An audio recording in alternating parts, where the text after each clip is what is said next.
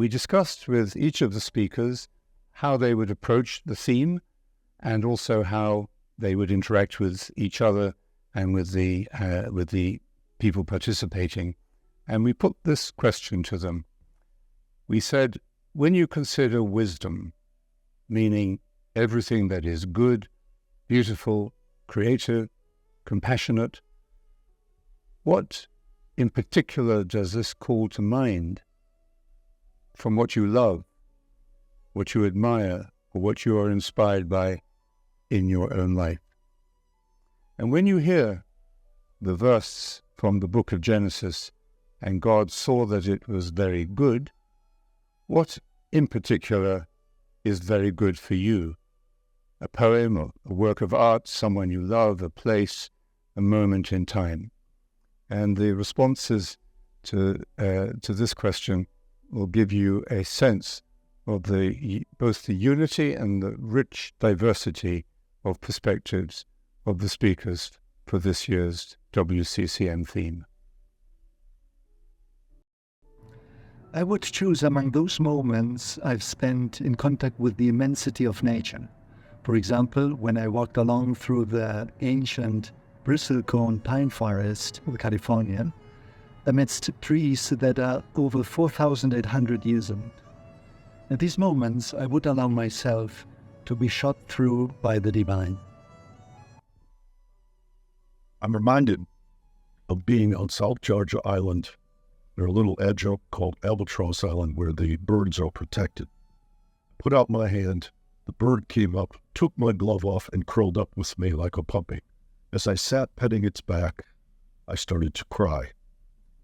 I heard in my mind lines from Rime of the Ancient Mariner by Samuel Taylor Coleridge. And I said to myself, this expedition is complete. And God saw that it was very good. What makes me think most of that is when I contemplate the tiny details in things, the insides of an iris petal, the tiny bits of bark, the patterns. Sheer pointless detail, it seems. As Meister Eckhart says, to live without a why. The night sky, the darkness, the points of light, the incomprehensible vastness of it, the space, the distance, and the wisdom that put it all together, and of which we are a part. So I think the most beautiful, most lovely thing, not even things really, created in the world, created again and again every day, are children. So fresh, so young, so beautiful, so innocent, so honest. And I think as we live in some troubled times, global warming and difficult kinds of politics, I think that it's hard for the adults, for people like me, to deal with things. My trust, my faith is in the children, that they will be wiser than we have been. So, Pablos, this is really been a really challenging question because there is so much goodness and beauty around. It's been very hard to choose. I'm a gardener and I just am always in awe of how if you plant a seed, it comes up in this plant that is exactly a replica and in its beauty and everything in the right place. But that's not the thing I've chosen that encapsulates for me goodness and creation and beauty and being. It's something much more simple. It's a hug, an embrace. Because I think that really says how more the words can. It's something that crosses cultures. It's something that's universal. An embrace that brings, it's a bit like meditation. It brings everything together.